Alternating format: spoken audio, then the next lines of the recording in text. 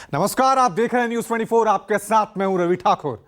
हरियाणा और जम्मू कश्मीर विधानसभा चुनाव की तारीखों का ऐलान हो गया है।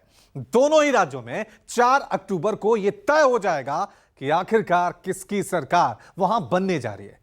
लेकिन इससे अलग सबसे बड़ी लड़ाई महाराष्ट्र में है। महाराष्ट्र एक ऐसा प्रदेश है जहां इंडिया और एनडीए के बीच डायरेक्ट मुकाबला है। इंडिया की टीम है जहां कांग्रेस के साथ उद्धव ठाकरे की शिवसेना यूबीटी और शरद पवार की एनसीपी। वहीं एनडीए में बीजेपी के साथ एकनाथ शिंदे की नेतृत्व वाली शिवसेना और अजीत पवार की अगुवाई वाली एनसीपी और कुछ और छोटे छोटे दल हैं। दोनों ही अलायंस अपने अपने हिसाब से लड़ाई की तैयारी में है, मगर दोनों ही गठबंधन एक मामले में पसोपेश में है, और वो है सीएम का चेहरा। एकजुटता के मामले में एनडीए से ज्यादा बेहतर स्थिति में इस वक्त इंडिया है। लोकसभा चुनाव में इसका सबूत भी मिल चुका है। लेकिन इस बीच सीएम फेस को लेकर उद्धव ठाकरे ने एक बड़ी बात कह दी है। उन्होंने कांग्रेस और शरद पवार से बोला कि आप नाम तय कीजिए, मैं उनका समर्थन करूंगा। उधर अजीत पवार इशारों इशारों में कह रहे हैं कि वो एनडीए में खुश नहीं है।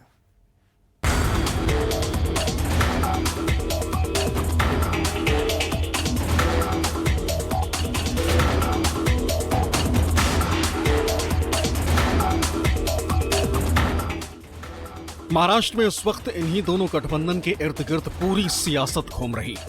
एक तरफ जहां बीजेपी की अगुवाई वाला एनडीए है, वहीं दूसरी तरफ कांग्रेस की नेतृत्व वाली इंडिया। प्रदेश स्तर पर एनडीए को जहां महायुति नाम दिया गया है, वहीं इंडिया को महाविकास अघाड़ी यानी एमवीए।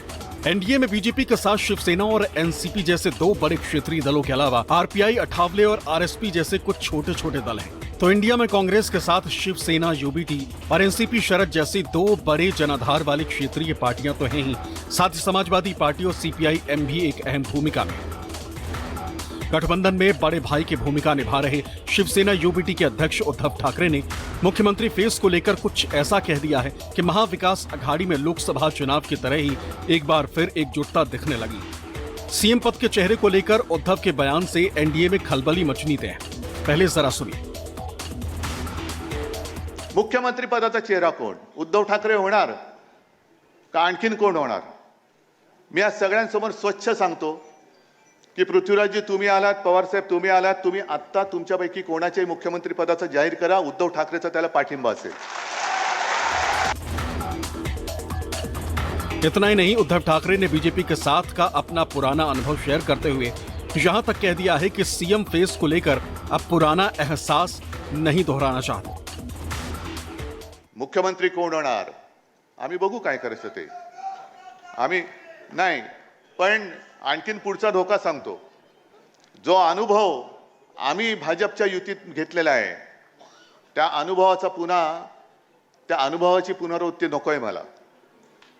आम्ही 20 वर्ष, 25 वर्ष, 30 वर्ष सेना भाजप युती, मग जागा वाटप व्हायचा, मग अशाच बैठका व्हायच्या, आणि त्या बैठकांमध्ये जाहीर केलं जायचं की ज्याच्या जागा जास्त येतील त्याचा मुख्यमंत्री।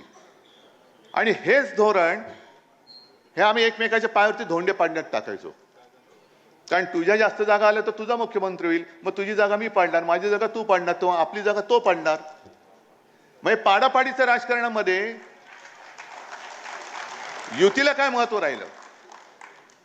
ज्याच्या जागा जास्त होतील नाही, आधी ठरवा आणि चला पुढे। मला काही हरकत नाही त्याच्यामध्ये, ठरवा आधी। अनेक सहकारी विचारांची वाचली जाईल आणि प्रत्येकानं महाराष्ट्रामध्ये जर परिवर्तन करायचे, त्यासाठी काय करण्याची आवश्यकता आहे याचं उत्तम मार्गदर्शन हे आपल्या सगळ्यांच्या समोर केलं। फक्त महाराष्ट्रापुरता विचार हे करण्याचे दिवस आता आहेत असं मला वाटत नाही। महाराष्ट्राचा विचार करावाच लागेल, पण अजूनही देशावरचं संकट पूर्णपणाने गेलं असा निष्कर्ष काढता येणार नाही। लोकसभेच्या निवडणुकीच्या वेळेला एक भूमिका आपण मांडली, संविधान उद्धव ठाकरे जिस मंच से बोल रहे हैं उसी मंच पर शरद पवार और कांग्रेस नेता पृथ्वीराज चव्हाण के अलावा पूर्व प्रदेश कांग्रेस अध्यक्ष बालासाहेब थोराट भी मौजूद थे।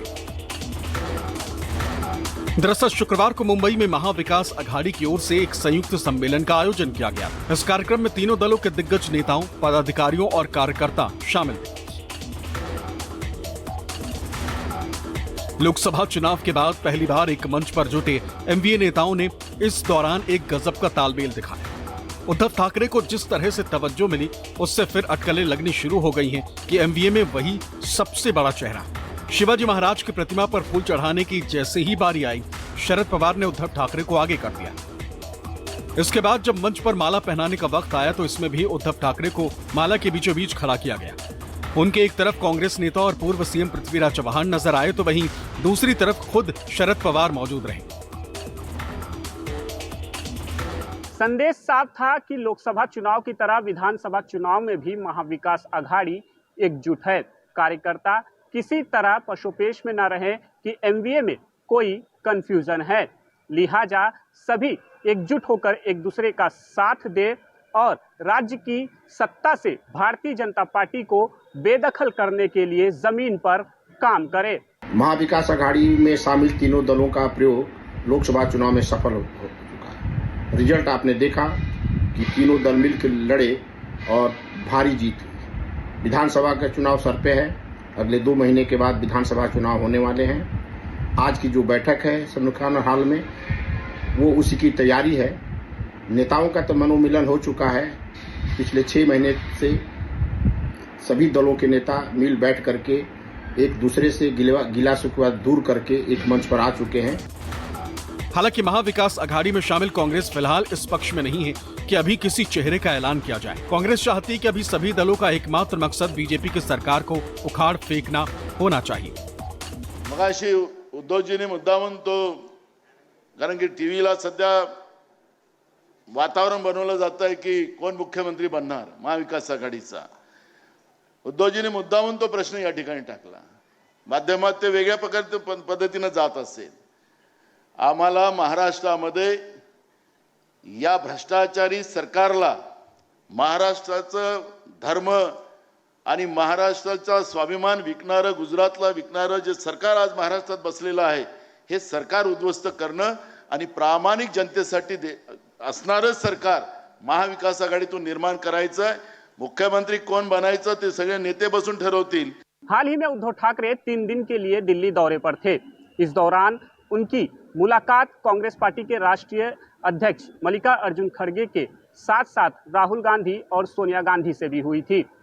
शरद पवार से भी उद्धव की मुलाकात दिल्ली में हुई थी। माना जा रहा है कि दिल्ली दौरे के दौरान हुई मुलाकात में काफी बातें क्लियर हो गई थी। सूत्रों की माने तो कहा जा रहा है कि उद्धव के चेहरे पर शरद पवार के साथ साथ राहुल गांधी भी सहमत हैं, लेकिन महाविकास अघाड़ी के तमाम बड़े नेता फिलहाल ये मानकर चल रहे हैं कि चुनाव से पहले सीएम फेस का ऐलान करना जल्दबाजी होगा। दरअसल इस वक्त कांग्रेस और एनसीपी शरद गुट में ऐसा कोई चेहरा नहीं है जो तीनों दलों के बीच सर्वमान्य हो। उद्धव ठाकरे इससे पहले भी प्रदेश के सीएम रह चुके हैं। एनसीपी और कांग्रेस के समर्थन से ही उद्धव ठाकरे तकरीबन 2.5 साल से भी ज्यादा वक्त तक सरकार चला चुके हैं। ऐसे में माना जा रहा है कि कांग्रेस और एनसीपी शरद गुट के नेताओं को उद्धव ठाकरे के साथ सरकार चलाने में कोई खास दिक्कत भी नहीं होगी। यही वजह है कि उद्धव ठाकरे भी ये मानकर चल रहे हैं कि महाविकास अघाड़ी में इस वक्त उनके लिए बेहतर मौका है। सीएम फेस की लड़ाई एनडीए यानी महायुति में भी है। इधर भी कोई पत्ते खोलने को तैयार नहीं। मौजूदा वक्त में शिवसेना नेता एकनाथ शिंदे प्रदेश के मुख्यमंत्री हैं। वहीं देवेंद्र फडणवीस भी बीजेपी के कद्दावर चेहरा है। शिवसेना के साथ गठबंधन में रहकर फडणवीस सरकार चला चुके हैं। वहीं अजित पवार भी कई मौके पर अपनी दावेदारी पुख्ता करने की कोशिश कर चुके हैं। हालांकि जब उनसे पूछा गया कि महायुति की ओर से सीएम कौन बनेगा तो उन्होंने ये कहकर सस्पेंस और बढ़ा दिया कि इसका फैसला चुनाव बाद महायुति के सभी विधायक मिलकर करेंगे। महायुति का बनेगा।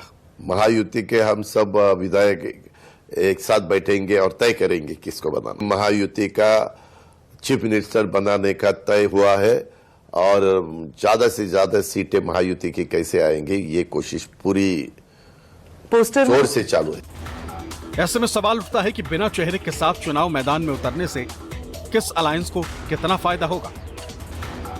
दावा कुछ भी कोई करे, कोई दल करे, चाहे उद्धव ठाकरे करे, कांग्रेस करे या शरद पवार की पार्टी करे, लेकिन हकीकत यही है कि चुनाव परिणाम के बाद जिसके जितने विधायक आएंगे उसके हिसाब से ही सरकार में हुई हिस्सेदारी होगी। मुख्यमंत्री वही बनेगा जिसके ज़्यादा विधायक होंगे।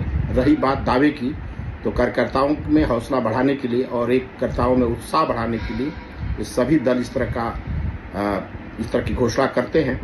जैसे उद्धव ठाकरे को यदि मुख्यमंत्री के तौर पर प्रोजेक्ट किया जाएगा तो निश्चित तौर से उनके कार्यकर्ताओं में उत्साह होगा और उसका परिणाम उनके वोट पर पड़ेगा, चुनाव जीत हार पर पड़ेगा।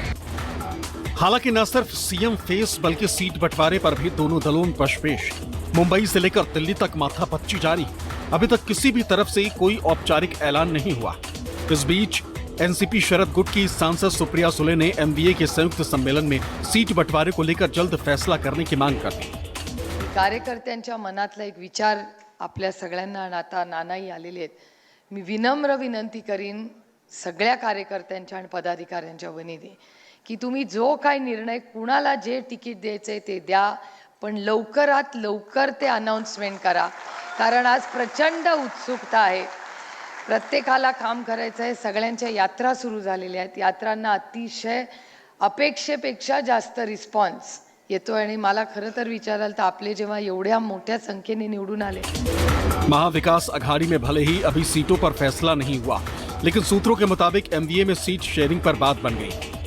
सूत्रों की माने तो एमवीए में सीट बंटवारे को लेकर एक बात क्लियर है, वो ये कि 2019 में जो पार्टी जिन सीटों पर चुनाव जीती थी उन पर उन्हीं का पहला हक बनता है। बाकी की सीटों पर आपसी सामंजस्य बिठाना है। इस हिसाब से सूत्रों की माने तो शिवसेना यूबीटी सबसे ज्यादा 100 से 105 सीटों पर चुनाव लड़ सकती है। वहीं 90 से 95 सीट कांग्रेस और 85 से 90 सीट शरद पवार के एनसीपी के खाते में जा सकती है। एक ऐसा राज्य है जिसने नरेंद्र मोदी जी, अमित शाह जी और देवेंद्र फडणवीस जी का पराभव किया। हमने यहाँ 31 सीटें जीती। यूपी के बाद, उत्तर प्रदेश के बाद सबसे बड़ा आंकड़ा लेकर हम दिल्ली में गए। हम चाहते हैं विधानसभा चुनाव में हम महाविकास आघाड़ी एक साथ लड़ें। 3 पार्टी है, शिवसेना है, कांग्रेस है और नेशनलिस्ट कांग्रेस पार्टी है, पवार साहब। कोई मतभेद नहीं, ना सीट शेयरिंग में है, ना मैनिफेस्टो में है, ना किसी काम की पद्धति में है। उद्धव ठाकरे जी ने कहा है कि हमको एक साथ मिलकर काम करना है और इस राज्य के सत्ता पर जो डकैत बैठे हैं, जो लूट रहे हैं इस राज्य को, उनको हटाना है। विधानसभा चुनाव के पहले महाविकास आघाड़ी की पहली मीटिंग है। आप देखेंगे कि चुनाव जैसे जैसे नज़दीक आएगा ये सारे बड़े नेता एक मंच पर दिखेंगे।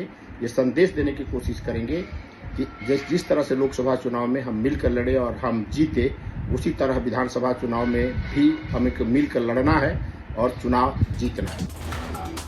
कुल मिलाकर देखा जाए तो महाविकास अघाड़ी में कई बात क्लियर है। तीनों दलों में आपसी कोऑर्डिनेशन से लेकर शीर्ष नेताओं के बीच कम्युनिकेशन भी काफी बेहतर है। लेकिन एनडीए में ऐसा लग रहा है कि सब कुछ ठीक नहीं, क्योंकि डिप्टी सीएम अजित पवार के सुर कई मामले में बदले से नजर आ रहे हैं। या यूं कह लीजिए कि कई मुद्दों पर अजित पवार की राय इंडिया अलायंस की तरह है, खासकर जातीय जनगणना के मामले में। जिस तरह इंडिया अलायंस जातीय जनगणना कराने की मांग कर रहा है, अजित पवार भी उसी तरह देश में कास्ट सेंसर कराने की बात कह रहे हैं। क्या होता है, हर एक बताता है कि हमारे इतने हैं, हमारे इतने हैं, हमारे इतने हैं, हमारे इतने हैं। टोटल सबकी मिलाई ना तो 200 करोड़ पॉपुलेशन होगा। 75 साल हो गए करीबन हम स्वतंत्र होने के बाद। तो एग्जैक्ट ट्राइबल कितने हैं, एग्जैक्ट शेड्यूल कास्ट कितने हैं, एग्जैक्ट ओबीसी कितने हैं, एग्जैक्ट माइनॉरिटी कितनी है, अलग अलग जो भी ओपन कैटेगरी हुए एक दफा होना चाहिए। क्योंकि बार बार लोग कोई भी नया मुद्दा उठाते, हम इतने हैं, हमें इतना मिलना ही चाहिए, कि फिर प्रेशर आ जाता है, फिर समझ में नहीं आता। कोई भी गवर्नमेंट चलाता होगा उसको भी तकलीफ हो जाती है। इसीलिए मेरा कहना है कि एक दफा होना ही चाहिए। अजित पवार इस वक्त महाराष्ट्र सरकार में डिप्टी सीएम। बीते साल जुलाई में अजित पवार ने अपने चाचा शरद पवार के खिलाफ बगावत कर एनसीपी के कई विधायकों और सांसदों को लेकर बीजेपी शिवसेना सरकार में शामिल हो गए और डिप्टी सीएम बने। यानी अब की बार महाराष्ट्र का सियासी समीकरण दोनों तरफ पूरी तरह से बदला हुआ है। पिछली बार जहां एकजुट शिवसेना बीजेपी के साथ थी और शरद पवार के नेतृत्व में एकजुट एनसीपी कांग्रेस के साथ थी, वहीं अब की बार एकनाथ शिंदे के नेतृत्व में शिवसेना का एक धड़ा और अजित पवार की लीडरशिप में एनसीपी का एक गुट बीजेपी के साथ। इधर उद्धव के नेतृत्व में शिवसेना का एक बड़ा तबका इस बार कांग्रेस के साथ मिलकर चुनाव लड़ रहा। बाकी शरद पवार की अगुवाई में एनसीपी का एक कुनबा कांग्रेस के साथ तो है ही। यही वजह है कि महायुति हो या फिर महाविकास अघाड़ी, दोनों ही साइड अब की बार सीट बंटवारे को लेकर काफी माथापच्ची करनी पड़ रही। Bureau report, news 24।